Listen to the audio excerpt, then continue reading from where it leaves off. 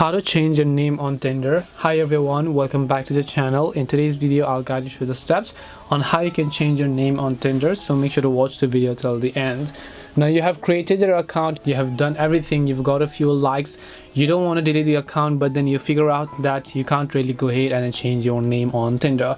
That's basically how it works, because on Tinder your name and age are the only information in your profile that you can't edit after creating an account. So these two are the most important things, your name and your age.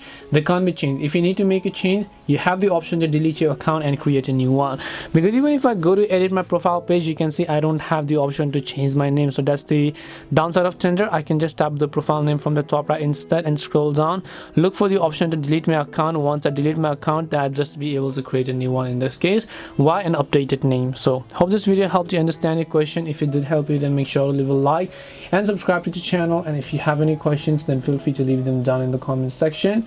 Thank you very much for watching till the end of this tutorial, and see you soon in the next video.